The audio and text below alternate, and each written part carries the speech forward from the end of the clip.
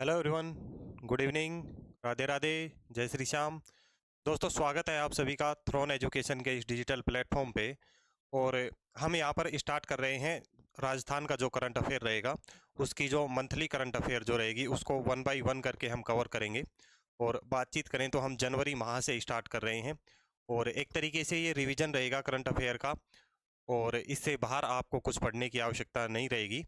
तो current affair के लिए आपको कहीं इधर उधर नहीं भटकना है। आने वाले सभी एग्जामों के लिए ये क्लास जो रहेगी महत्वपूर्ण रहेगी। तो जिस किसी ने अभी तक थ्रोन एजुकेशन का जो यूट्यूब चैनल है उसको सब्सक्राइब नहीं किया है, तो सबसे पहले तो वो चैनल को सब्सक्राइब कर लें, ताकि समय समय पर आपको अपडेट मिलते रहें। और यहाँ पर बातचीत करें तो हम जनवरी माह की जो अपनी करंट अफेयर रहेगी उससे स्टार्ट करते हैं। जनवरी माह से हम स्टार्ट करेंगे, ठीक है। तो एक बार आप चैनल को सब्सक्राइब कर लें, उसके बाद हम स्टार्ट करते हैं।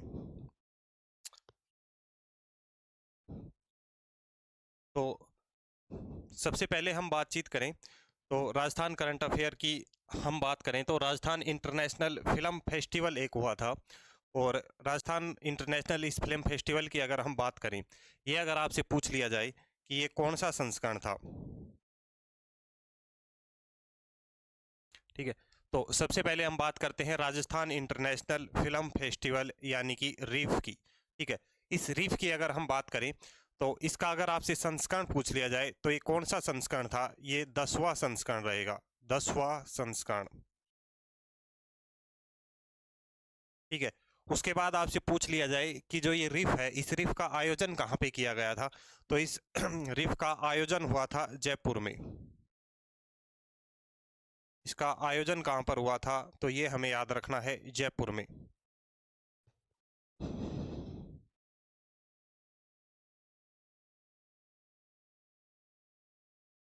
इसका आयोजन कहाँ पे हुआ था, जयपुर में, ठीक है।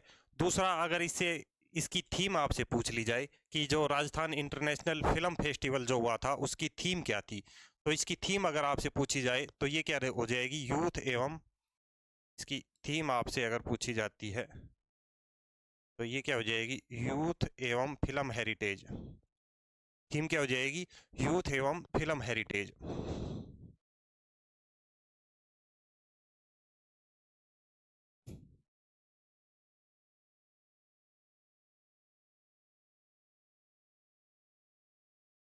ठीक है। तो राजस्थान इंटरनेशनल फिल्म फेस्टिवल से संबंधित तीन बातें हमें याद रखनी है, क्या क्या हो जाएंगी। 10वां संस्करण रहेगा। इसके आयोजन की बात करें तो जयपुर में इसका आयोजन हुआ है।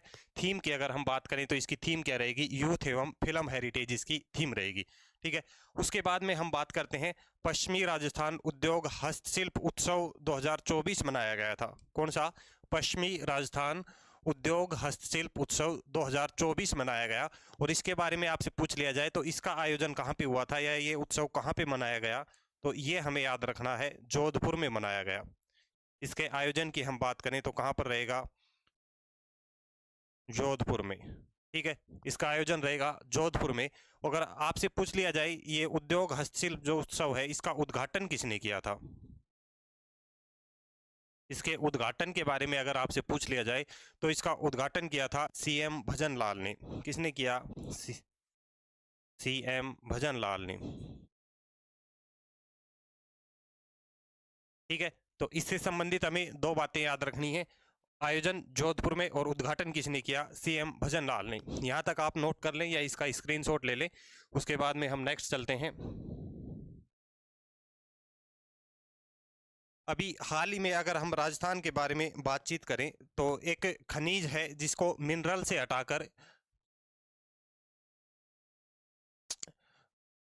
क्रिटिकल मिनरल में शामिल किया गया है, और उसकी अगर हम बात करें तो वो कौन सा खनिज रहेगा, मिनरल से हटाकर क्रिटिकल मिनरल में जिसे शामिल किया गया है राजस्थान का एक खनिज, तो ये कौन सा खनिज रहेगा, हमें याद रखना है, पोटाश, ठीक है। पोटाश, ठीक है। इसको ऐसा करने के बाद में क्या हो जाएगा कि पोटाश को मिनरल से हटा के क्रिटिकल मिनरल में शामिल करने से क्या होगा कि माइनिंग का जो काम होता है वो माइनिंग का काम सीधा राजस्थान सरकार से निकल के किसके अंडर में आ जाएगा, केंद्र सरकार के अंडर में, ठीक है। तो माइनिंग का जो काम रहेगा इसमें क्या हो जाएगा,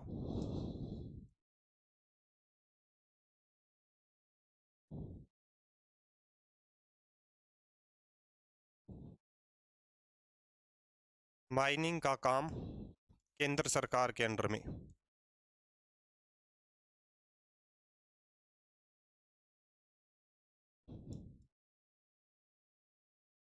ठीक है, मिनरल से हटाकर क्रिटिकल मिनरल में शामिल करने से क्या हुआ कि जो माइनिंग का काम है सीधा केंद्र सरकार के अंडर में आ चुका है। ठीक है, और इसमें हम इस पोटास की अगर हम बात करते हैं राजस्थान में पोटास की, तो लगभग 2 जगह से पोटास के भंडार हमें प्राप्त हुए हैं। और उनकी अगर आपसे बात पूछ ली जाए कहाँ से प्राप्त हुए, तो एक जगह आती है लखासर, और ये लखासर कहाँ पर रहेगा, बीकानेर में। ठीक है, लखासर बीकानेर। और दूसरा आपसे पूछ लिया जाए दूसरा स्थान कौन सा रहेगा, उसकी अगर हम बात करें तो वो रहेगा सतीपुरा हनुमानगढ़।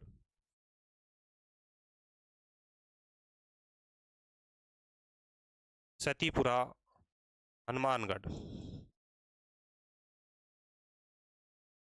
ठीक है, तो क्या याद रखना है, मिनरल से हटाकर क्रिटिकल मिनरल में कौन से खनिज को शामिल किया गया है, पोटास को। ठीक है, इससे क्या इफेक्ट पड़ेगा कि जो माइनिंग का जो खनन का जो काम रहेगा किससे, पोटास से संबंधित, वो किसके अंडर में चला जाएगा, केंद्र सरकार के अंडर में। ठीक है, और आपसे पूछ लिया जाए कि राजस्थान में पोटास के भंडारों पोटास के भंडार कहाँ से प्राप्त हुए हैं, तो हमें 2 जगह याद रखनी है वर्तमान संबंधित। एक तो लखासर बीकानेर से, और दूसरा याद रखना है सतीपुरा हनुमानगढ़ से। ये जो भंडार प्राप्त हुए लगभग 4 साल पहले राजस्थान से ये प्राप्त हुए हैं। ठीक है, तो एक बार इसका आप स्क्रीनशॉट लें और इसको नोट करें। उसके बाद हम नेक्स्ट बातचीत करते हैं। जनवरी माह में हम बात करें तो जनवरी माह में 2 युद्धाभ्यास किए गए थे। ठीक है, और उन युद्धाभ्यासों की हम बात करें तो एक तो युद्धाभ्यास कौन था साड़ा तनसिक। ठीक है, साड़ा तनसिक एक्सरसाइज। इस साड़ा तनसिक एक्सरसाइज की अगर हम बात करें तो ये किस किस के मध्य में हुई थी, भारत और किसके, सऊदी अरब के मध्य में, भारत और सऊदी अरब।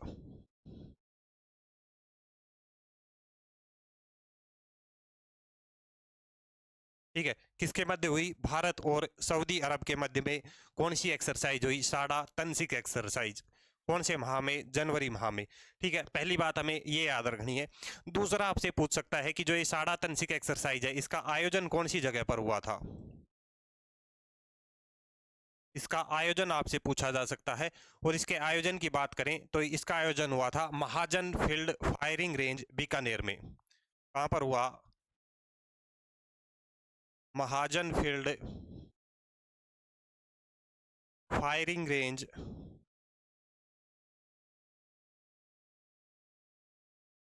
रेंज बीकानेर में।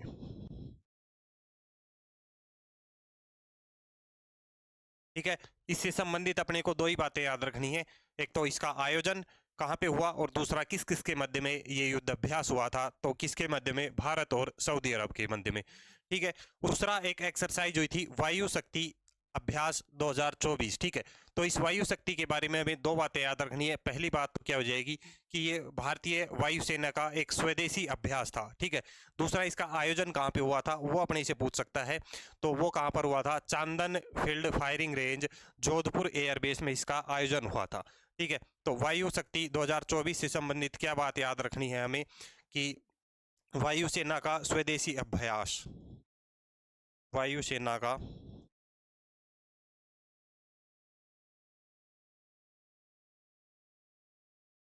स्वदेशी अभ्यास रहेगा ये। ठीक है, यानी कि किसी दूसरे देश के साथ में ये एक्सरसाइज नहीं हुई है, भारतीय वायुसेना ने स्वयं को प्रैक्टिस के लिए इसका आयोजन किया था। इसके आयोजन की हम बात करें, इसके आयोजन की अगर हम बात करें तो इसका आयोजन कहाँ पे हुआ था, तो हमें याद रखना है चांदन फील्ड फायरिंग रेंज में। चांदन फील्ड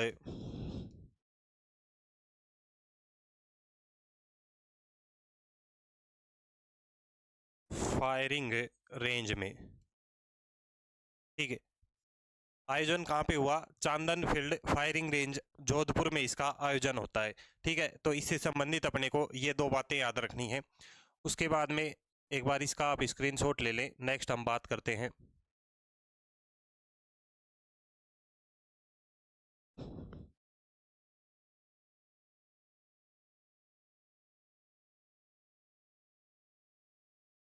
नेक्स्ट अगर हम बातचीत करें तो राजस्थान पुलिस द्वारा साइबर सुरक्षा हैकाथॉन 1.0 का आयोजन किया गया था।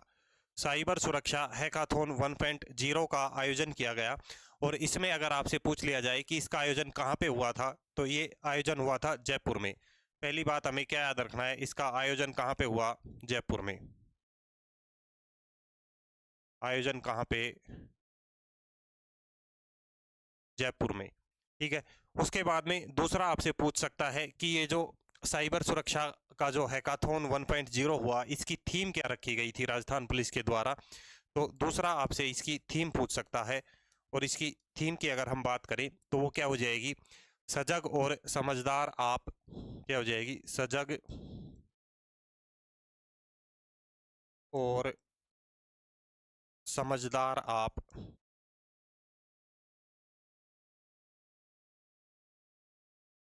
सजग और समझदार आप तो साइबर सुरक्षित राजस्थान। तो साइबर सुरक्षित राजस्थान।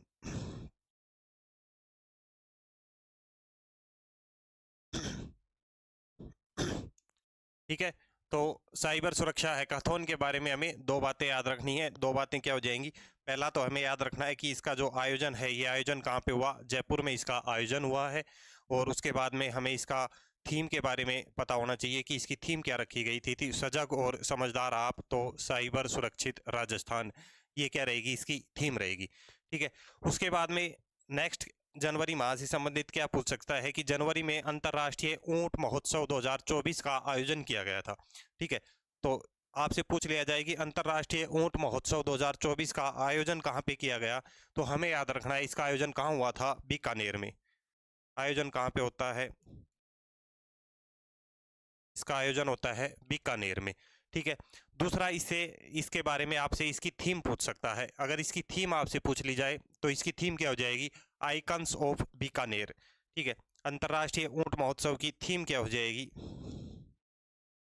तो थीम से संबंध के बारे में हमें क्या याद रखना है? Icons of Bikaner. Icons of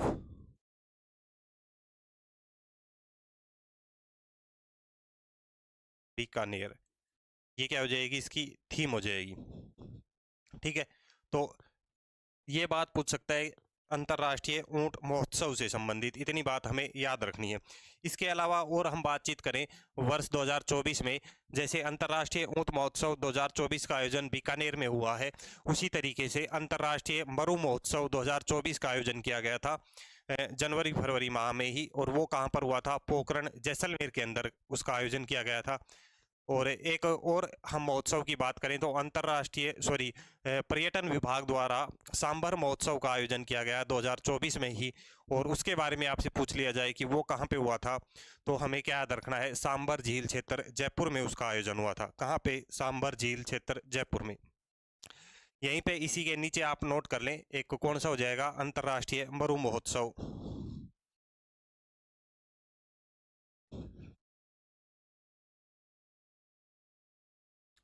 अंतर्राष्ट्रीय मरु महोत्सव 2024। मरु महोत्सव 2024। और इसका पूछ लिया जाए इसका आयोजन कहाँ पे हुआ था, तो हमें क्या याद रखना है? पोखरण जैसलमेर में। कहाँ पे हुआ? पोखरण जैसलमेर में। पोख पोखरण जैसलमेर। और एक नेक्स्ट हमने क्या बताया कि कौन सा?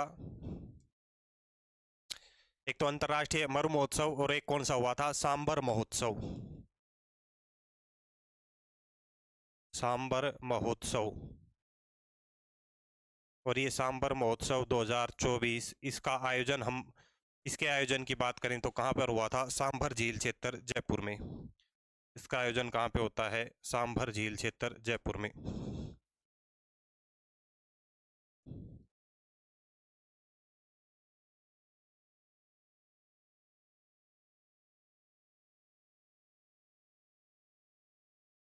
ठीक है। तो अपने को 3 महोत्सव याद रखने हैं। अंतर्राष्ट्रीय ऊंट महोत्सव कहाँ पे होता है? बीकानेर में, ठीक है, जिसकी थीम क्या रहेगी? Icons of Bikaner. दूसरा क्या याद रखना है? अंतर्राष्ट्रीय मरु महोत्सव 2024, इसका आयोजन कहाँ पे होता है? पोखरण जैसलमेर में होता है। और एक क्या याद रखना है? सांबर महोत्सव 2024, जिसका आयोजन कहाँ पर होता है? सांबर झील क्षेत्र जयपुर में इसका आयोजन होता है। ठीक है, तो यहाँ तक एक बार आप नोट करें इन चीज़ों को।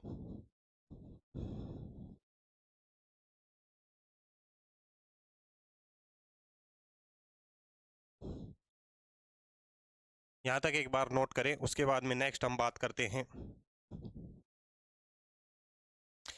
राजस्थान में 5G टेस्टिंग लैब का स्थापना की गई है 5 जगहों पर। ठीक है, राजस्थान में 5G टेस्टिंग जो लैब हैं उनकी स्थापना की गई है। वो आपसे पूछ लिया जाए तो कितने शिक्षण संस्थानों में की गई है? पहली बात तो हमें ये याद रखना है, कितने? 5 शिक्षण संस्थानों में। 5 शिक्षण संस्थानों में, 5 शिक्षण संस्थानों में किसकी स्थापना की गई है? 5G टेस्टिंग लैब की। ठीक है, और ये 5 शिक्षण संस्थानों के बारे में आपसे पूछ लिया जाए तो कौन कौन सी रहेंगी? पहली हमें याद रखना है कौन सी? IIT जोधपुर। पहली संस्था कौन सी हो जाएगी? IIT जोधपुर।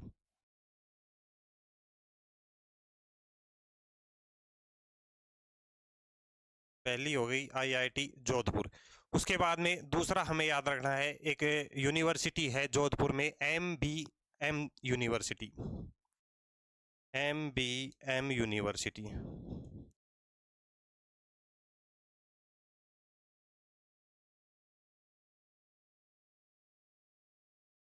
ठीक है, MBM यूनिवर्सिटी जोधपुर। उसके बाद में तीसरी जो संस्था है वो कौन सी है? वनस्थली विद्यापीठ, जो कि कहाँ पर है? निवाई टोंक में।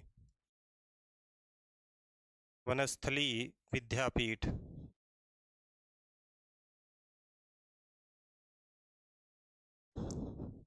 कहाँ पर रहेगी? निवाई टोंक में। निवाई टोंक में। ठीक है, 3 संस्था ये हो गई। उसके बाद में एक है बिट्स पिलानी, जो कि कहाँ पर है? झुंझुनू में। बिट्स पिलानी, और ये बिट्स पिलानी कहाँ पर रहेगी? झुंझुनू में। ठीक है, और उसके बाद में एक बचती है MNIT जयपुर। MNIT जयपुर। ठीक है, तो जनवरी माह में ये 5 संस्थाएं हैं जिसमें किसकी स्थापना की? 5G टेस्टिंग लैब की इनमें स्थापना की गई। ठीक है, तो ये बात हमें याद रखनी है, इनको एक बार आप नोट करें यहाँ तक।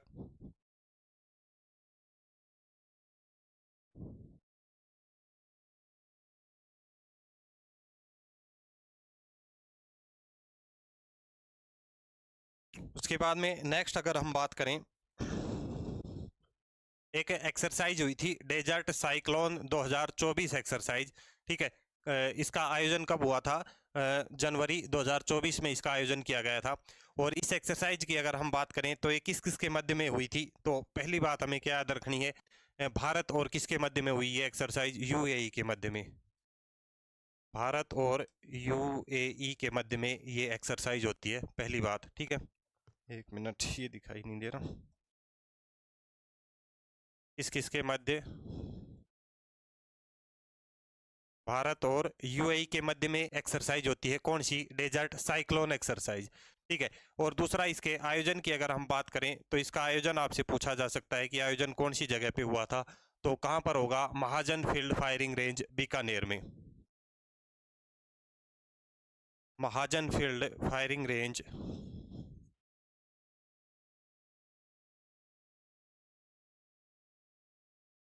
महाजन फील्ड फायरिंग रेंज बीकानेर में इसका आयोजन होता है। ठीक है, तो डेजर्ट साइक्लोन से संबंधित हमें 2 बातें याद रखनी है। इससे पहले 2 एक्सरसाइज और हमने बताई थी। ठीक है, कौन कौन सी? एक हमने बताई थी साड़ा तनक तनसिक एक्सरसाइज। साड़ा तनसिक एक्सरसाइज किसके मध्य में बताई? भारत और सऊदी अरब के मध्य में। ठीक है, और उसका आयोजन भी कहाँ पे हुआ था इस एक्सरसाइज का? महाजन फील्ड फायरिंग रेंज बीकानेर में इसका आयोजन होता है। और एक एक्सरसाइज हमने बताई वायु शक्ति 2024 एक्सरसाइज, जो कि भारतीय वायुसेना की क्या है, स्वदेशी अभ्यास के लिए एक एक्सरसाइज की गई थी। ठीक है, और इसका आयोजन कहाँ पे होता है? चांदन फील्ड फायरिंग रेंज, जोधपुर में इसका आयोजन होता है। ठीक है, और एक रावण हत्था, जो कि एक वाद्य यंत्र है, कौन सा? तत्व वाद्य यंत्र। ये चर्चाओं में क्यों बना हुआ है?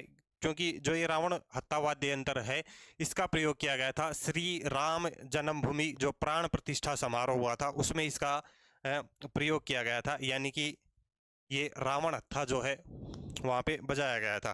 ठीक है, तो रावण हत्था के बारे में हमें क्या पता होना चाहिए? कौन सा वाद्य यंत्र रहेगा ये? तो रावण हत्था कौन सा वाद्य यंत्र है? तत्व वाद्य यंत्र।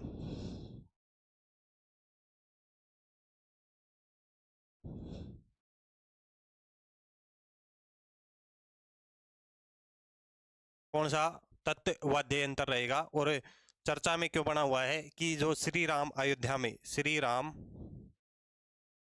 अयोध्या में श्री राम जन्मभूमि प्राण प्रतिष्ठा समारोह, प्राण प्रतिष्ठा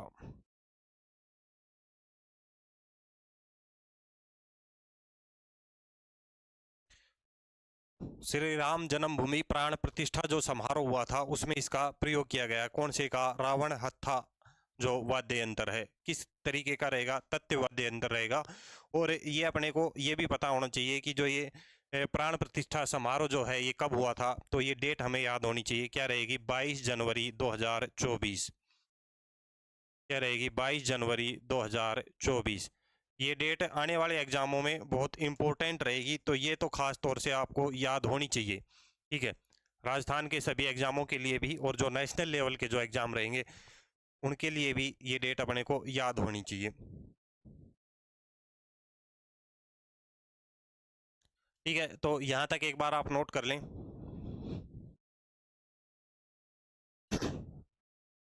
उसके बाद नेक्स्ट हम बात करते हैं स्टार्टअप इंडिया रैंकिंग में राजस्थान सरकार के किस स्टार्टअप को परफॉर्मर अवार्ड मिला है? तो राजस्थान का एक स्टार्टअप है मिशन आई स्टार्ट करके। कौन सा स्टार्टअप रहेगा? मिशन आई स्टार्ट करके एक स्टार्टअप है, उसको ये अवार्ड दिया गया है। Mission I start. ठीक है, इसको कौन सा अवार्ड मिला है? स्टार्टअप इंडिया रैंकिंग का कौन सा परफॉर्मर अवार्ड? ठीक है, इसको दिया गया है। किसको? मिशन आई स्टार्ट को। ठीक है, तो एक आपसे पूछ लिया जाए कि जो नेशनल स्टार्टअप दिवस है, नेशनल स्टार्टअप दिवस कब मनाया गया, तो हमें एक ये भी पता होना चाहिए। नेशनल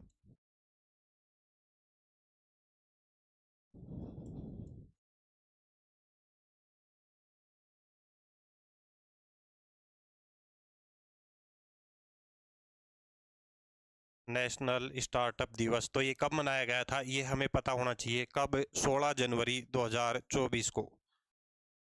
16 जनवरी 2024 को। ठीक है, तो ये डेट भी एक इम्पोर्टेंट बनती है। दिवसों से संबंधित कई बार क्वेश्चन पूछे जाते हैं। ठीक है, तो एक तो हमें स्टार्टअप याद रखना है, मिशन आई स्टार्ट करके। ठीक है, और दूसरा आपसे पूछ लिया जाए कि नेशनल स्टार्टअप दिवस कब मनाया गया, तो 16 जनवरी 2024 को ये दिवस मनाया गया। ठीक है, एक बार यहाँ तक आप नोट करें।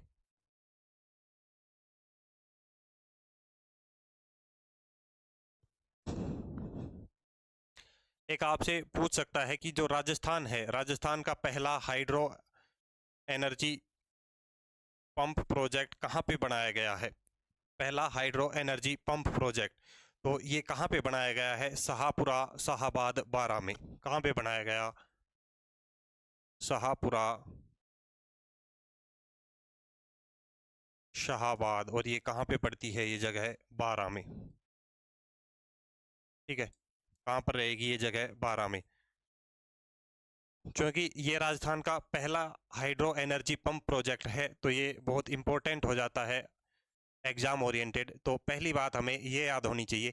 इसमें क्या होगा कि जो कूनो नदी है, उस कूनो नदी से पानी को एकत्रित करके पहाड़ से और नीचे उस पे टरबाइन पे गिराया जाएगा, और उससे क्या है, बिजली प्राप्त की जाएगी। ठीक है, क्या होगा इसमें, बारिश के पानी से बिजली बनाई जाएगी। बारिश के पानी को इकट्ठा करके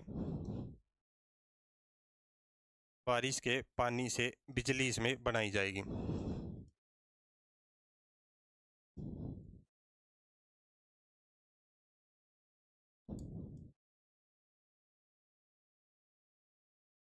ठीक है। और इसकी बात करें, ये जो प्रोजेक्ट रहेगा ये कितने मेगावाट का रहेगा, तो ये भी हमें पता होना चाहिए। लगभग 1800 मेगावाट का ये 1800 मेगावाट का ये प्रोजेक्ट रहेगा। ठीक है। और एक दूसरी बात और हमें ये पता होना चाहिए कि जो ये पानी है ये किस तरीके से एकत्रित किया जाएगा। तो ये कूनो नदी के द्वारा, कूनो नदी में इसके पानी को एकत्रित करके पहाड़ से नीचे गिराया जाएगा। तो एक नदी हमें याद रखनी है, कौन सी नदी रहेगी, कूनो नदी, कूनो नदी। ठीक है। तो इस हाइड्रो एनर्जी पंप प्रोजेक्ट से संबंधित ये 3 बातें हमें याद रखनी है। सबसे पहली मेन इंपॉर्टेंट तो क्या रहेगी कि ये जगह हमें पता होनी चाहिए, कौन से जगह पर ये स्थापित किया गया है। शाहपुरा, शाहाबाद 12 में ये स्थापित किया गया है। कितना मेगावाट का प्रोजेक्ट रहेगा, 1800 मेगावाट का ये प्रोजेक्ट रहेगा। और कौन सी नदी काम में ली जाएगी, कूनो नदी इसके लिए काम में ली जाएगी।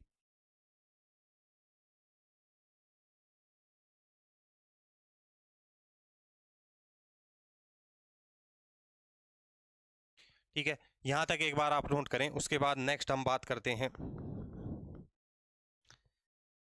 केंद्रीय आवास व शहरी मंत्रालय ने, केंद्रीय आवास व शहरी मंत्रालय ने वार्षिक स्वच्छता सर्वेक्षण रैंकिंग 2023 जारी की है। इसमें आपसे राजस्थान का स्थान पूछ सकता है। तो इसमें राजस्थान का स्थान कौन सा रहेगा, 25वां स्थान रहेगा। कौन सा स्थान रहेगा, 25वां स्थान रहेगा। ठीक है। ये जो रैंकिंग है ये अपने एग्जाम के लिए बहुत इंपॉर्टेंट रहती है। इससे संबंधित 3-4 बातें हमें याद रखनी है। सबसे पहले तो हमें ये याद होना चाहिए कि ये जो स्वच्छता सर्वेक्षण जो रैंकिंग है ये कौन सा मंत्रालय जारी करता है। तो ये याद होना चाहिए हमें, केंद्रीय आवास व शहरी मंत्रालय इसको जारी करता है। ठीक है। दूसरा, हमें राजस्थान की रैंकिंग याद रखनी है कि जो वार्षिक स्वच्छता सर्वेक्षण रैंकिंग 2023 है इसमें राजस्थान का स्थान कौन सा रहेगा, 25वां स्थान है। और हम बात करें पिछले वर्ष की, ठीक है, तो पिछले वर्ष में का अगर आपसे पूछ लिया जाए 2022 की जो रैंकिंग है तो उसमें राजस्थान का स्थान कौन सा था। पिछले वर्ष की अगर हम बात करें तो पिछले वर्ष में राजस्थान का स्थान था 8वां स्थान। कौन सा स्थान रहेगा, 8वां स्थान। ये भी आपसे पूछ सकता है।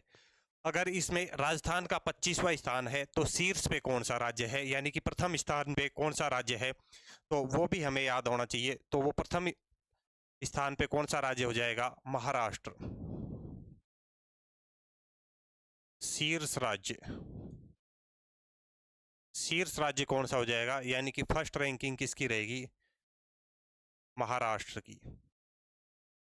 ठीक है, ये अपने को पता होना चाहिए। ठीक है।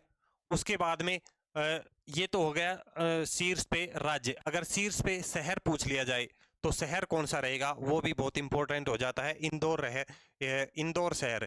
ठीक है, जो कि इंदौर शहर जो है ये लगातार पिछले 4-5 शहरों से 4-5 वर्षों से प्रथम रैंकिंग पे बना हुआ है। ठीक है। इसमें स्वच्छता सर्वेक्षण रैंकिंग में सबसे स्वच्छ शहर पूछ लिया जाए, सबसे साफ सुथरा शहर, सबसे साफ सुथरा शहर,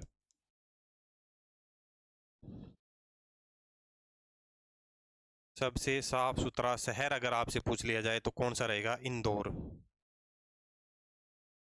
कौन सा शहर रहेगा, इंदौर, जो कि पिछले 4-5 सालों से लगातार शीर्ष पे बना हुआ है। ठीक है,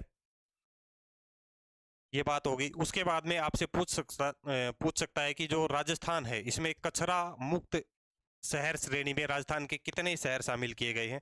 ये जो रैंकिंग है इसी रैंकिंग में एक कैटेगरी रखी गई है, कौन सी, कचरा मुक्त शहर, कचरा मुक्त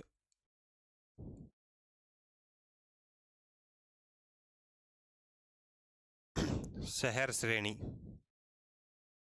कचरा मुक्त शहर श्रेणी। और इस कचरा मुक्त शहर श्रेणी की अगर हम बात करें तो इस श्रेणी में राजस्थान के 3 शहर शामिल किए गए हैं। राजस्थान के 3 शहर इसमें शामिल किए गए हैं। 3 शहर शामिल इसमें किए गए हैं। ठीक है, इन 3 शहरों की अगर हम बात करें तो ये 3 शहर कौन कौन से रहेंगे, हमें याद रखना है। डूंगरपुर, नाथद्वारा और उदयपुर। कौन से हो जाएंगे? डूंगरपुर, नाथद्वारा और उदयपुर। तो ये तीनों शहर आप नोट करें। पहला कौन सा हो जाएगा? डूंगरपुर। ठीक है, पहला हो जाएगा डूंगरपुर, दूसरा नाथद्वारा,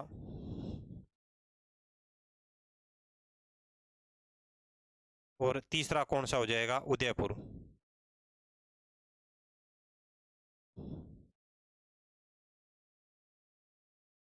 ठीक है, 3 शहर रहेंगे जो किस में शामिल हैं? कचरा मुक्त शहर श्रेणी में। इसमें शामिल हो जाएंगे कचरा मुक्त शहर श्रेणी में। राजस्थान के कितने शहर शामिल हो जाएंगे? 3। ठीक है, और इनमें हम बात करें तो जो ये डूंगरपुर जो शहर है, इस डूंगरपुर शहर को 3 स्टार रेटिंग दी गई है। डूंगरपुर को कितने स्टार रेटिंग मिली है? 3 स्टार रेटिंग दी गई है। उसके अलावा नाथद्वारा और उदयपुर की अगर हम बात करें तो इनको 1 स्टार रेटिंग दी गई है। दोनों को 1-1 करके स्टार मिले हुए हैं। ठीक है, तो ये हमें याद रखना है। किससे संबंधित? वार्षिक स्वच्छता सर्वेक्षण रैंकिंग से संबंधित ये बातें हमें याद रखनी है। शीर्ष राज्य कौन सा रहेगा? महाराष्ट्र रहेगा। राजस्थान की रैंकिंग पूछी जाए तो कितनी रहेगी? 25वीं रैंकिंग रहेगी। पिछले साल की अगर आपसे रैंकिंग पूछ ली जाए राजस्थान की तो कौन सी रैंकिंग रहेगी? 8वीं रैंकिंग इसकी रहेगी। ठीक है, सबसे साफ सुथरा शहर अगर आपसे पूछा जाए तो ये सबसे साफ सुथरा शहर कौन सा हो जाएगा? इंदौर हो जाएगा। ठीक है, और कचरा मुक्त शहर श्रेणी में राजस्थान के कितने शहर शामिल हैं? तो कितने? 3 शहर। तीनों के हमें याद जो नाम है वो याद होने चाहिए। डूंगरपुर, नाथद्वारा और उदयपुर। ठीक है, उसके बाद में एक बात और हमें याद रखनी है इससे संबंधित। जो ये डूंगरपुर जो शहर है, कौन सा? डूंगरपुर शहर। इस डूंगरपुर को ODF++ का खिताब भी मिला है। डूंगरपुर को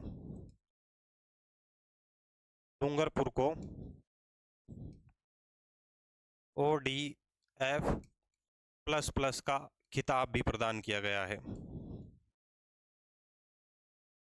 ठीक है, और ये खिताब किसने किया? केंद्रीय आवास व शहरी मंत्रालय ने ये खिताब प्रदान किया है। ठीक है, तो ये इस रैंकिंग के संबंधित ये 4-5 बातें हैं जो आपको याद होनी चाहिए और अपने एग्जाम के लिए महत्वपूर्ण बनती हैं। तो इनको यहाँ तक एक बार आप नोट करें।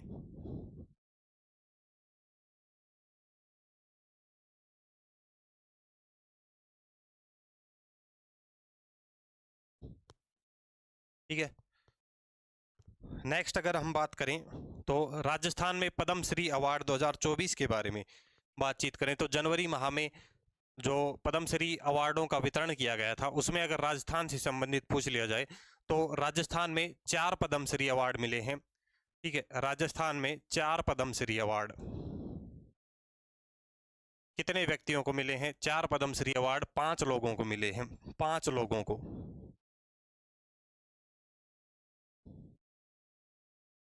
4 पद्मश्री अवार्ड 5 लोगों को मिले हैं।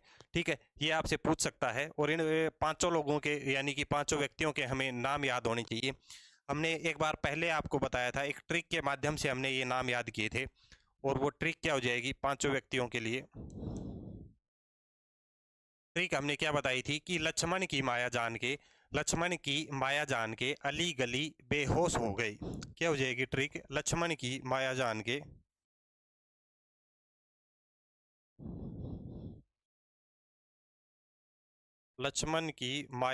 के अली गली बेहोश हो गई।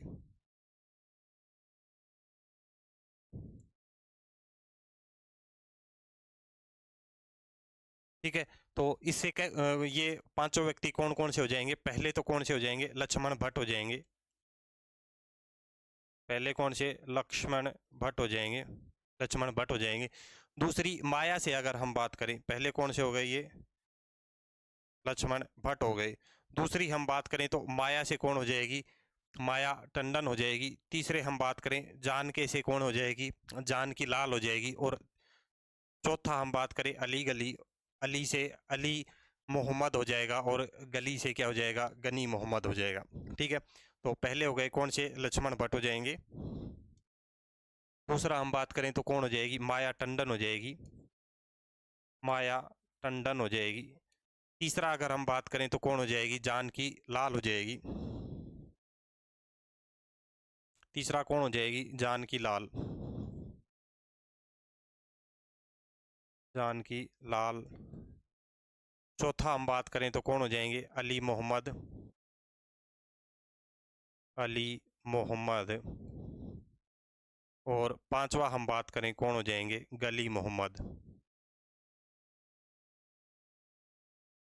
गली मोहम्मद या गनी मोहम्मद। ठीक है, तो हमने क्या बताया कि राजस्थान में जो पद्मश्री 2024 अवार्ड के मिले हैं, इन्हें में क्या बताया कि 4 पद्मश्री 5 लोगों को मिले हैं। तो ये किस तरीके से रहेंगे, ठीक है, जो ये लास्ट के 2 व्यक्ति हैं, अली मोहम्मद और गली मोहम्मद यानी कि गनी मोहम्मद, इन दोनों को मिला के एक अवार्ड दिया गया है। बाकी सभी को एक एक अवार्ड मिला है, इन दोनों को एक अवार्ड मिला है।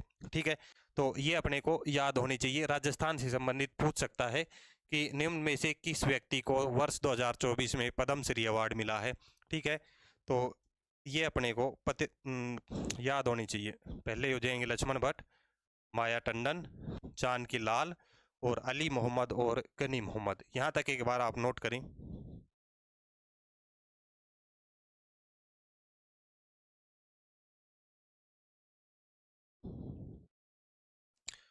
उसके बाद में नेक्स्ट हम बात करते हैं, एक बार यहाँ तक नोट कर लिया आपने। वर्ष 2024 में यानी कि जनवरी माह की अगर हम बात करें तो एक अवार्ड प्रदान किया गया था, सर्वोत्तम चुनावी अभ्यास अवार्ड, सर्वोत्तम चुनावी अभ्यास अवार्ड। तो राजस्थान में ये 2 व्यक्तियों को मिला है। 2 व्यक्ति कौन हो जाएंगे, एक तो थे अंशदीप जो कि गंगानगर के डीएम रहेंगे, और एक थे विकास कुमार जो कि आईजी रहेंगे। ठीक है, तो हमें क्या याद रखना है, सर्वोत्तम चुनावी अभ्यास अवार्ड कितने लोगों को, 2 लोगों को, 2 लोगों को ये मिला है। और ये कौन कौन हो जाएंगे ये 2 व्यक्ति, एक तो हमने क्या बताया, अंशदीप। पहले व्यक्ति कौन से हो जाएंगे, अंशदीप, पहले व्यक्ति कौन से हो जाएंगे, अंशदीप। और ये अंशदीप हमने क्या बताया, कहाँ के डीएम रहेंगे, गंगानगर के डीएम रहेंगे। ठीक है, और दूसरे व्यक्ति हमने कौन बताए अंशदीप के अलावा, विकास कुमार,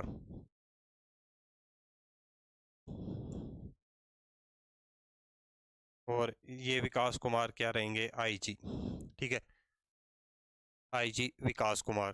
ठीक है, तो सर्वोत्तम चुनावी अभ्यास अवार्ड 2023 कितने व्यक्तियों को, 2 व्यक्तियों को। दोनों के नाम हमें यहाँ पे पता होना चाहिए। ठीक है, नेक्स्ट हम बात करें राष्ट्रपति पदक 2024 पूछ लिया जाए कि राजस्थान में कितने लोगों को ये पदक दिए गए, राष्ट्रपति सम्मान यानी कि राष्ट्रपति पदक।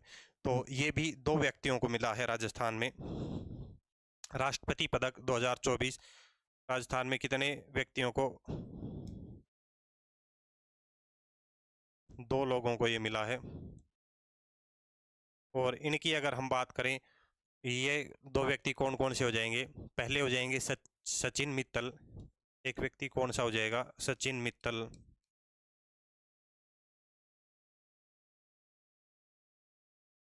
और दूसरा हम बात करें कौन हो जाएंगे, एस सेंगाथिर।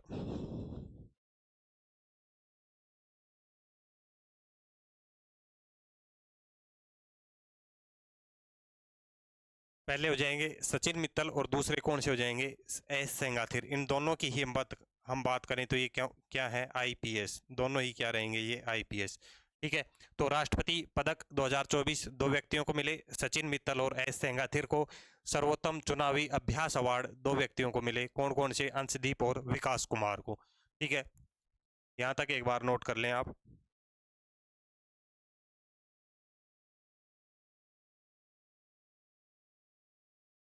उसके बाद नेक्स्ट हम बात करते हैं, देश की पहली अर्जुन पुरस्कार प्राप्त करता महिला कौन सी हो जाएगी, देश की पहली अर्जुन पुरस्कार प्राप्त करता महिला घुड़सवार। क्या याद रखना है, महिला घुड़सवार। और ये महिला घुड़सवार कौन हो जाएंगी, कौन सी महिला हो जाएंगी, ये दिव्य कृति सिंह। कौन, दिव्य कृति सिंह। और ये दिव्य कृति सिंह कहाँ की रहेंगी, राजस्थान की रहेंगी। ठीक है, पहली अर्जुन पुरस्कार प्राप्त करता महिला घुड़सवार, ठीक है, कौन हो जाएंगी? दिव्य कृति सिंह, ठीक है। उसके बाद में नेक्स्ट एक हमसे पूछ सकता है कि जो 20वीं सीनियर राष्ट्रीय रोल बॉल प्रतियोगिता, जो रोल बॉल प्रतियोगिता हुई उसमें राजस्थान की जो विजेता टीम है, पुरुष वर्ग और महिला वर्ग, उनको कौन से अवार्ड मिले हैं, ठीक है, कौन से पदक इनको मिले हैं? सबसे पहले कौन सी हमें याद रखनी है, कौन से कैटेगरी, सॉरी कौन से नंबर की रहेगी ये? 20वें नंबर की सीनियर राष्ट्रीय रोल बॉल प्रतियोगिता। इसमें हम विजेता की बात करें तो जो महिला, एक तो महिला वर्ग से संबंधित आपसे पूछ सकता है, दूसरा पुरुष वर्ग से संबंधित। इसमें अपने से पदक पूछ सकता है कि कौन से पदक मिले हैं, तो पुरुष को तो मिला है कौन सा? कांस्य पदक। इसमें पुरुष टीम को मिला है कांस्य पदक, और महिला टीम की अगर हम बात करें तो महिला टीम को यहाँ पे क्या मिला है? स्वर्ण पदक मिला है। महिला टीम को कौन सा मिला है? स्वर्ण पदक यहाँ पे मिला है, ठीक है। ये बात याद रखनी है हमें, किस में? राष्ट्रीय रोल बॉल प्रतियोगिता में। तो यहाँ तक इन दोनों को आप नोट करें। प्रथम घुड़सवार महिला कौन सी रहेगी जिसको अर्जुन पुरस्कार मिला है? दिव्यकृति सिंह रहेगी। और यहाँ पे अपने को पदक याद रखने हैं कि जो रोल बॉल प्रतियोगिता है उसमें महिला वर्ग को स्वर्ण पदक मिला है, और इधर पुरुष वर्ग की अगर हम बात करें तो इसको क्या मिला है? कांस्य पदक मिला है। यहाँ तक एक बार आप नोट करें।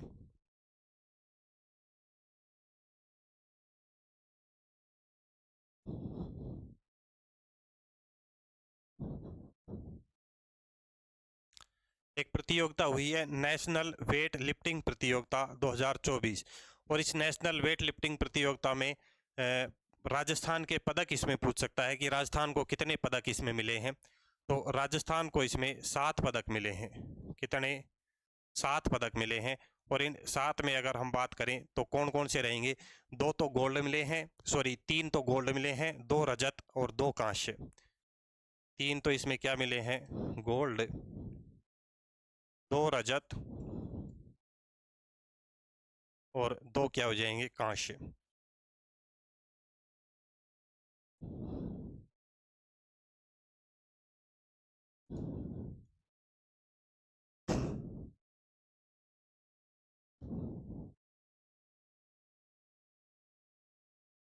ठीक है।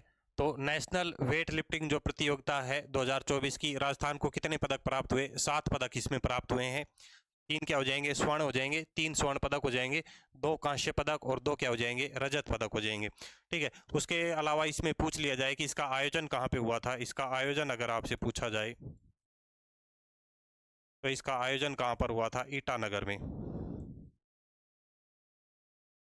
कहाँ पर इसका आयोजन होता है? ईटानगर में इसका आयोजन होता है, ठीक है।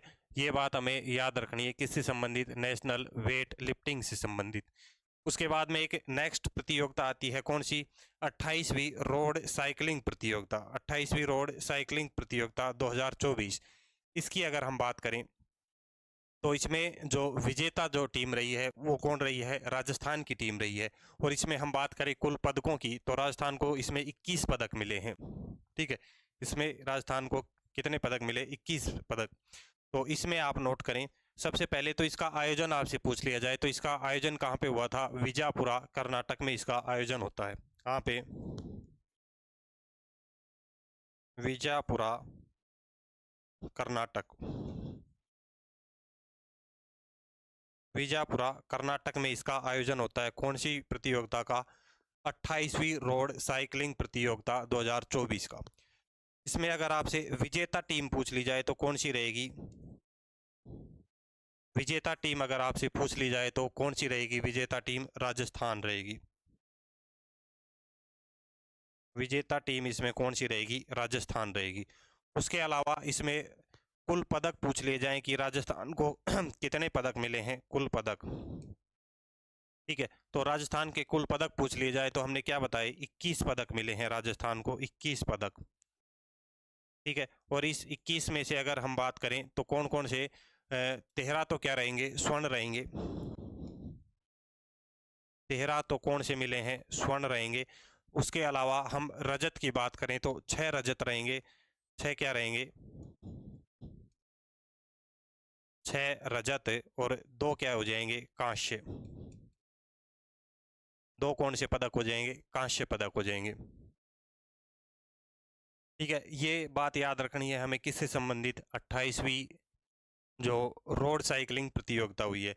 इसमें एक बात और हमें याद रखनी है, अगर आपसे पूछ लिया जाए कि जो ये जो प्रतियोगिता ही हुई है साइकिलिंग की, इसमें जो सर्वश्रेष्ठ खिलाड़ी का खिताब किसे मिला है, तो वो कौन हो जाएंगे, खेताराम। सर्वश्रेष्ठ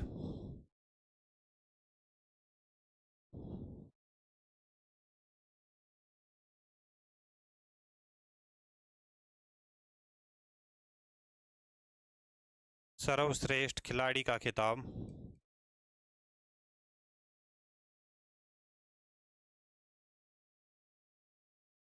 तो ये सर्वश्रेष्ठ खिलाड़ी का खिताब किसे मिला है, खेताराम चिगा को। किसको, ये यहाँ पर लिख देते हैं, खेताराम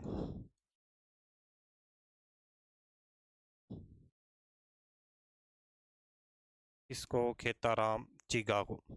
ये इतनी बात हमें याद रखनी है। आयोजन कहाँ पे, विजयपुरा कर्नाटक में इसका आयोजन होता है।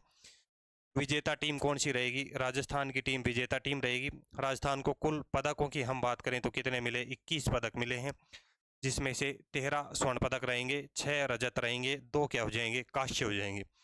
सर्वश्रेष्ठ खिलाड़ी का खिताब इसमें किसे मिला है, तो खेताराम चीगा को ये खिताब मिला है। ठीक है, तो यहाँ तक एक बार आप नोट करें।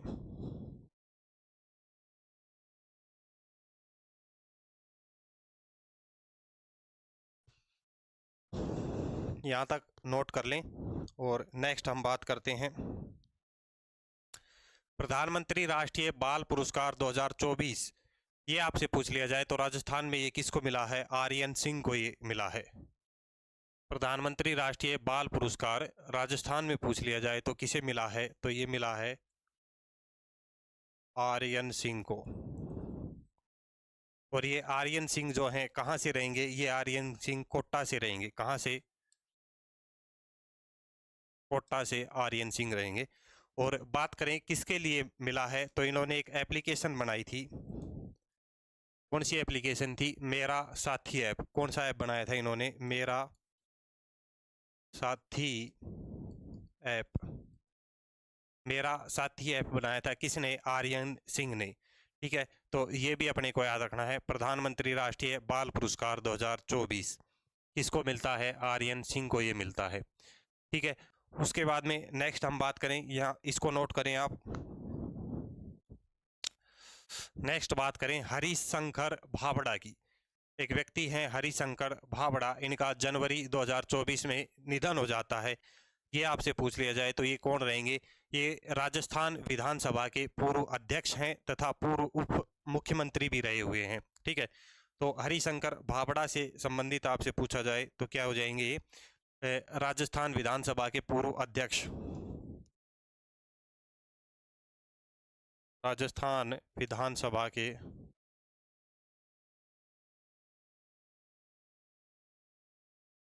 राजस्थान विधानसभा के पूर्व अध्यक्ष ये रह चुके हैं। उसके अलावा हम बात करें तो ये पूर्व उप मुख्यमंत्री भी रह चुके हैं, पूर्व उप मुख्यमंत्री। पूर्व उप मुख्यमंत्री भी ये रह चुके हैं, कौन, हरिशंकर भाबड़ा। ठीक है, जनवरी 2024 में इनका निधन हो जाता है। जनवरी 2024 में इनका निधन हो जाता है।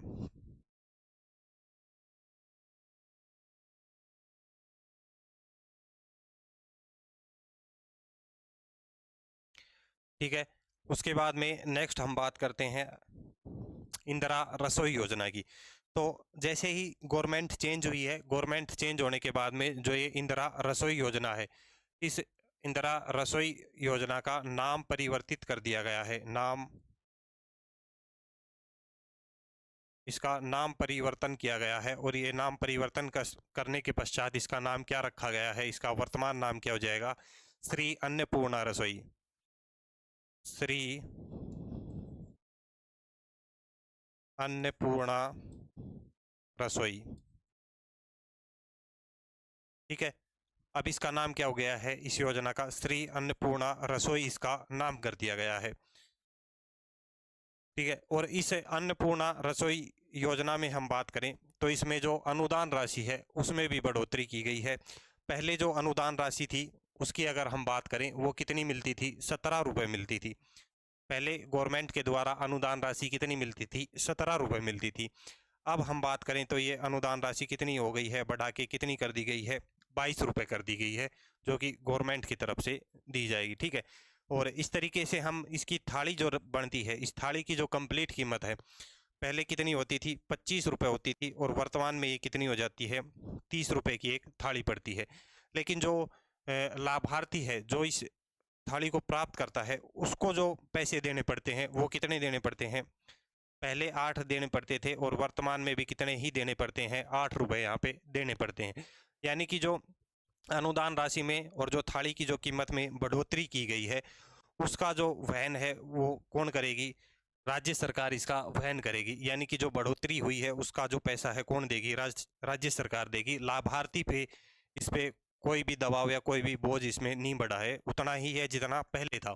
तो इसमें सबसे इम्पोर्टेंट हमें क्या याद रखना है, इसका नाम परिवर्तित हुआ है और ये नाम अब क्या हो गया है, श्री अन्नपूर्णा रसोई योजना इसका नाम रखा गया है। ठीक है, प्रति थाली अनुदान राशि पहले 17 रुपये राज्य जो गवर्नमेंट है, राजस्थान गवर्नमेंट देती थी, अब कितना देगी, 22 रुपये राज्य सरकार इसके देगी। ठीक है, यहाँ तक एक बार आप नोट करें।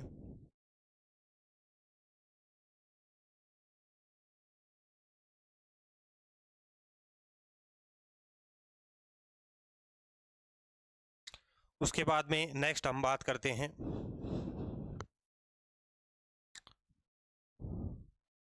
30 जनवरी 2024 को। 30 जनवरी 2024 को जो मुख्यमंत्री भजनलाल शर्मा हैं उन्होंने राजस्थान विधानसभा से 4 बड़ी घोषणाएं की थी। 4 बड़ी घोषणाएं की किसने, सीएम भजनलाल शर्मा ने। ठीक है, वो कब, जनवरी माह में। और ये 4 बड़ी घोषणाएं क्या हो जाएंगी कि अभी तक जो पीएम किसान सम्मान निधि जो योजना थी, पीएम किसान सम्मान निधि, ठीक है, उसमें उपभोक्ता जो किसान था उस किसान को कितने रुपए मिलते थे, 6,000 रुपये मिलते थे। लेकिन अब कितने मिलेंगे, 8,000 रुपये मिलेंगे। ठीक है, एक साल में कितने मिलेंगे, 8,000 रुपये। उसके बाद में नेक्स्ट जो घोषणा इन्होंने की कि जो सामाजिक सुरक्षा पेंशन योजना थी, सामाजिक सुरक्षा पेंशन योजना, इसमें पहले कितने रुपए मिलते थे, 1,000 रुपये प्रति माह मिलते थे, और अब वर्तमान में कितने मिलेंगे, 1,150 रुपये प्रति माह मिलेंगे। यानी कि कितने की बढ़ोतरी यहाँ पे की गई है, 150 रुपये की बढ़ोतरी यहाँ पे की गई है। और यहाँ पे 150 रुपये की बढ़ोतरी प्रति माह की गई है। और यहाँ पे बढ़ोतरी की बात करें, 2,000 रुपये बढ़ोतरी की गई है प्रति वर्ष। ठीक है, प्रति वर्ष की गई है, ये भी अपने को याद रखना है। उसके बाद में जो गेहूं की जो फसल है, उस गेहूं की फसल पर किसानों को 125 रुपये प्रति क्विंटल का अतिरिक्त बोनस देने की भी घोषणा की है। कितना, 125 रुपये प्रति क्विंटल अतिरिक्त बोनस किसानों को दिया जाएगा। कौन सी फसल पे, गेहूं की फसल पे। तो इसमें 2 बातें हमें याद रखनी है, एक तो गेहूं की फसल और कितनी कीमत, 125 रुपये प्रति क्विंटल के हिसाब से बोनस दिया जाएगा। उसके अलावा जो पाक विस्थापित जो व्यक्ति हैं, पाक विस्थापित, ठीक है, पाक विस्थापित परिवारों को आवास व अन्य सुविधाएं देने के लिए नई योजनाएं लाने की भी घोषणा की गई है। ठीक है, तो ये 4 मुख्य घोषणाएं 4 मुख्य घोषणाएं हैं जो याद रखनी है। इन 4 में से भी 3 तो वेरी इंपॉर्टेंट हो जाती हैं, ये हमें याद रखनी है कि जो पीएम किसान सम्मान निधि योजना है इसमें अब कितने रुपए मिलेंगे, 6 की जगह 8,000 रुपये यहाँ पे दिए जाएंगे। ठीक है, जिसमें यानी कि 2,000 प्रति वर्ष की यहाँ पे बढ़ोतरी की गई है। सामाजिक सुरक्षा पेंशन जो योजना है इसमें 1,000 की जगह कितने मिलेंगे, 1,150 रुपये यहाँ पे मिलेंगे। ठीक है, यानी कि 150 रुपये प्रति माह की बढ़ोतरी यहाँ पे हुई है। और गेहूं की फसल पे हम बात करें तो कितना बोनस मिलेगा, 125 रुपये प्रति क्विंटल पर अतिरिक्त बोनस यहाँ पे दिया जाएगा। इसको यहाँ तक आप नोट करें एक बार।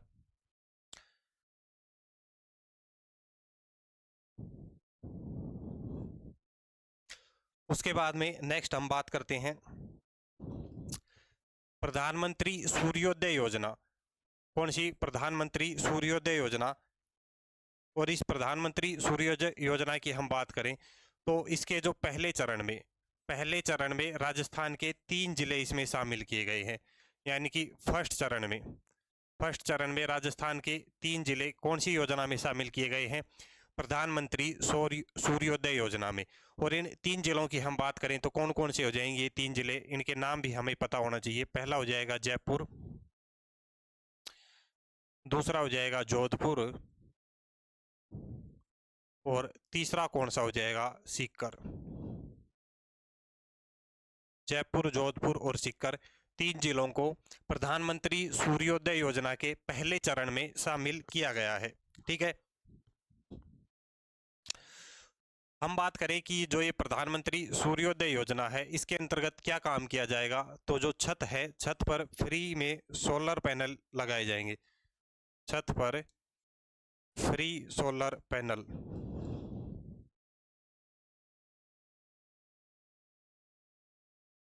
छत पर फ्री में सोलर पैनल लगाए जाएंगे गवर्नमेंट के द्वारा। ठीक है, और इन पैनलों की हम बात करें तो राजस्थान में कितने पैनल लगेंगे प्रथम चरण में? राजस्थान में यानी कि जो राजस्थान के 3 शहरों को सेलेक्ट किया गया है, इन 3 शहरों में 3000 पैनल लगेंगे। राजस्थान में 3000 पैनल,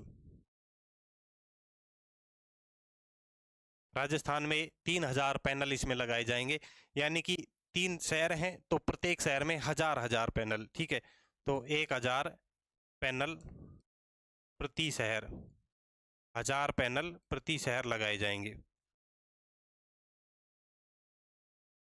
ठीक है, ये बात हमें याद रखनी है। और अगर संपूर्ण देश में अगर आपसे पूछ लिया जाए कि जो प्रधानमंत्री सर्वोदय योजना है, इस सर्वोदय योजना के तहत संपूर्ण देश में कितने पैनल लगाए जाएंगे, तो देश में 1 करोड़ पैनल, यानी कि 1 करोड़ घरों में, देश में 1 करोड़, देश में 1 करोड़ घरों में पैनल लगाए जाएंगे। ठीक है, तो ये अपने को याद होना चाहिए।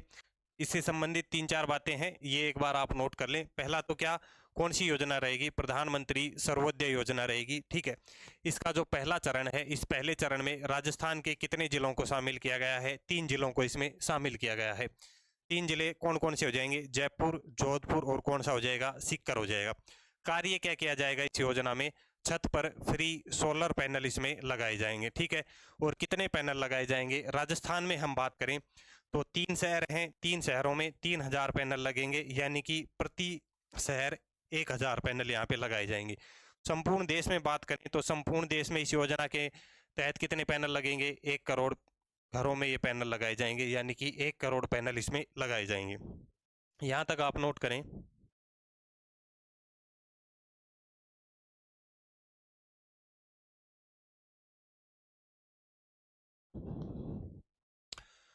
उसके बाद में नेक्स्ट अगर हम बात करें अकावद बांध के बारे में, तो ये जो अकावद बांध है ये क्यों चर्चाओं में बना हुआ है, इसके पीछे क्या खास रीजन है? तो जो ये अकावद बांध है, इस अकावद बांध से जो नहरें निकाली जाएंगी, नहरें, उन नहरों को मोबाइल से ऑपरेट किया जाएगा। यानी कि अकावद बांध से निकलने वाली सभी नहरें किससे ऑपरेट होंगी? मोबाइल से ऑपरेट होंगी। ठीक है, और ये अकावद बांध कहाँ पर रहेगा? झालावाड़ में रहेगा। ठीक है, और किसके तहत निर्माणाधीन है? ये एक परियोजना है, परवन सिंचाई परियोजना। परवन सिंचाई परियोजना, परवन सिंचाई परियोजना के तहत निर्माणाधीन है कौन सा बांध?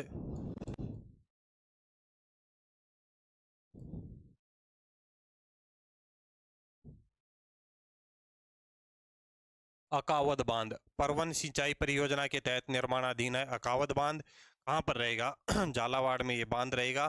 क्या खास बात है, क्यों चर्चाओं में है कि इस अकावद बांध से जितनी भी नहरें निकाली जाएंगी वो नहरें किससे कंट्रोल होंगी? मोबाइल से कंट्रोल की जाएंगी, यानी कि मोबाइल एप्लीकेशन के द्वारा वो ऑपरेट की जाएंगी।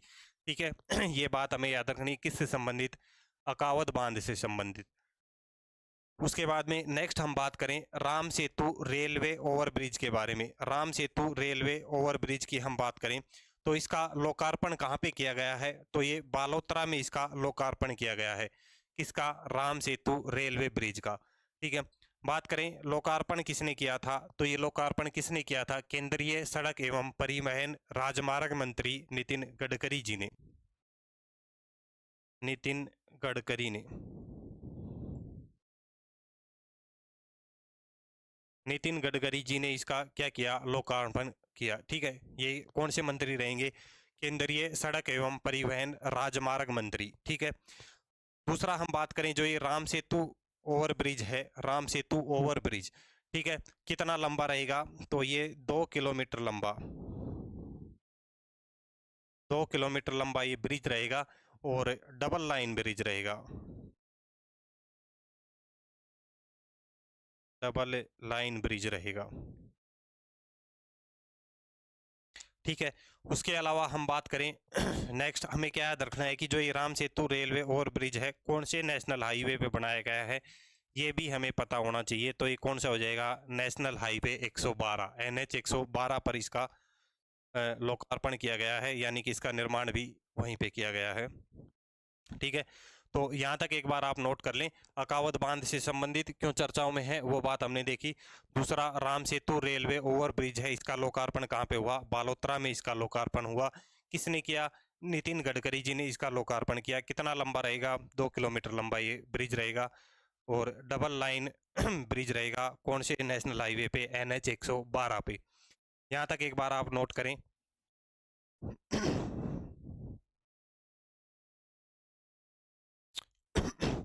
उसके बाद में नेक्स्ट हम बात करें तो मुख्यमंत्री गैस सिलेंडर योजना के अंतर्गत,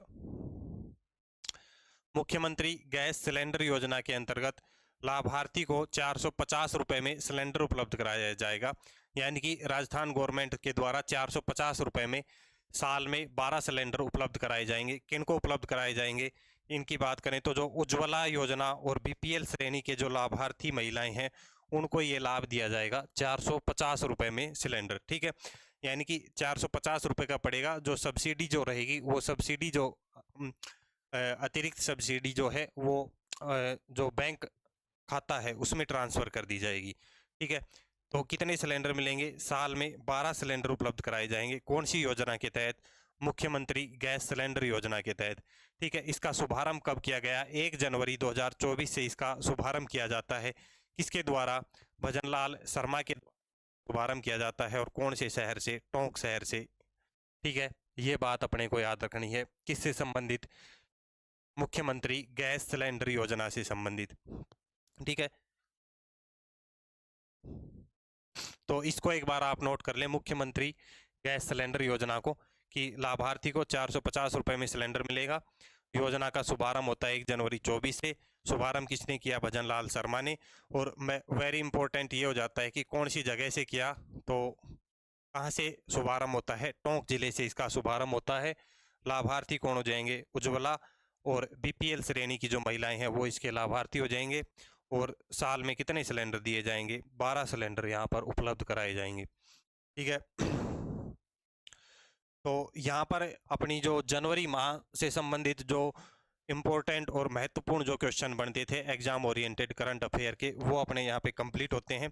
इनके अलावा आपको मेरे हिसाब से बाहर से कुछ पढ़ने की आवश्यकता नहीं है। अगर आपको आवश्यकता लगे तो एक बार इसी वीडियो को आप दोबारा से देखें और रिवाइज करें ताकि चीज़ें आपके दिमाग में रह सकें। और इसी तरीके से जो नेक्स्ट क्लास अपनी रहेगी फरवरी माह का जो करंट अफेयर है, राजस्थान का करंट अफेयर, वो भी हम जल्द ही लेके आएंगे। तब तक के लिए आप चैनल को सब्सक्राइब कर लें और जो ये वीडियो है इसको ज़्यादा से ज़्यादा शेयर करें। आने वाले जो भी एग्ज़ाम होंगे, चाहे वो हम बात करें LDC की, CET की, चाहे हम बात करें हॉस्टल वार्डन की, महिला सुपरवाइज़र की, या RS मेंस से संबंधित भी अगर हम बात करें, तो जो भी करंट अफेयर राजस्थान से संबंधित बन सकता है वो सारा हम यहाँ पर कवर करते हुए चलेंगे। तो ये अपनी पहली क्लास थी जनवरी माह की। नेक्स्ट हम इसी तरीके से फरवरी, मार्च और जो एग्ज़ाम जो आने वाले हैं तब तक हम इसको कवर करते हुए चलेंगे। तो सभी को धन्यवाद। हम मिलते हैं नेक्स्ट वीडियो में। आप तब तक चैनल को सब्सक्राइब करें और वीडियो को ज़्यादा से ज़्यादा शेयर करें।